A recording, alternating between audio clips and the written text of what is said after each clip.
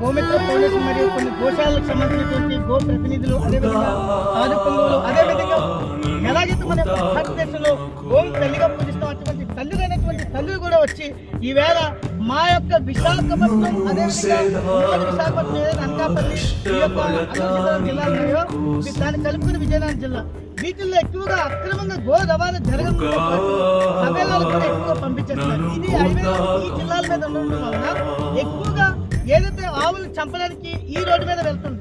అందులో భాగంగా మాకు గో వీళ్ళు నిన్న ఆపితే మా పిల్లల్ని కొట్టడంతో పాటు ఒక అబ్బాయి చావు పట్టుకుని పైకి వచ్చాడు. అలా వచ్చినటువంటి వ్యక్తిని అక్కడ ఏదైతే నక్కపల్లి సిఐ గారు అక్కడ లోపలికి పోలీస్ స్టేషన్ తీసుకెళ్లి బట్టలు కొట్టడమే కాకుండా అది ఏమి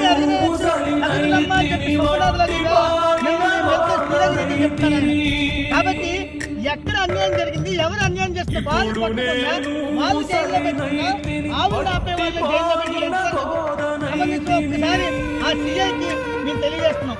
దీంతో పాటు ఏదైతే మా పిల్లల మీద లేదు గోవుల్ని రక్షించాలనుకున్నటువంటి గోశాల యజమానులు కానీ, లేదనుకుంటే గోవుల్ని ఆపేటటువంటి గోరక్షలు కానీ, వీళ్ళ మీద ఎవరైతే దాడి చేయాలనుకున్నటువంటి ప్రధానికి ఉన్నారు, ఎవరైతే గాంధీ శ్రీను, ఇంకో వ్యక్తి జామశేఖర్, ఈ యొక్క దొంగపోతుల్ని కఠినంగా ఇమీడియట్ గా ఏదైతే యొక్క ఎస్పీ గారు డిఎస్పీ గారు కలిపి ఖచ్చితంగా అరెస్ట్ చేయకపోతే రాబోయే రోజుల్లో ఎంతగానో మేము తెగిస్తాం. ఎందుకంటే వాళ్ళిద్దరి వల్ల అక్రమ రవాణా కానీ లేదా ఆవులు చంపేటటువంటి విధి కానీ జరగడానికి గల కారణం ఆ ఇద్దరిని కానీ జైల్లో పెట్టకపోతే ఇప్పుడు 50 మందితో రాబోయే రోజుల్లో ఇది 50,000 మందితో పోలీస్ స్టేషన్ ని ఎంఆర్ఓ ఆఫీసులు ముట్టడించే కార్యక్రమాలు చేస్తాం.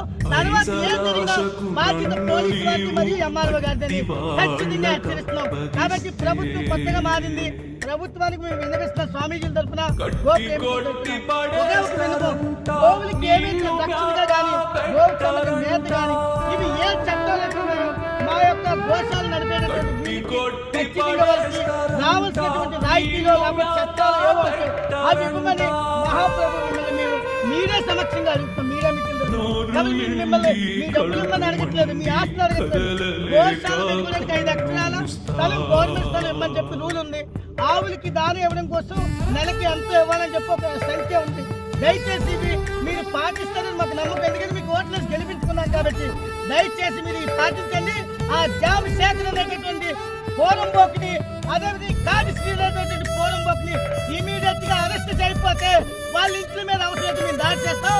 ఎందుకు ఈ మాట నేను ఆడుతున్నానని చెప్పి ప్రభుత్వ అధికారులు మీరు అనుకోవచ్చు. నన్ను చంపుతానంటే అడిగితే వచ్చి దమ్ముంటే ఏ మగాళ్ళు చంపమనండి. అప్పుడు వాళ్ళు ఈ యొక్క దందాగిరి చేయమనండి.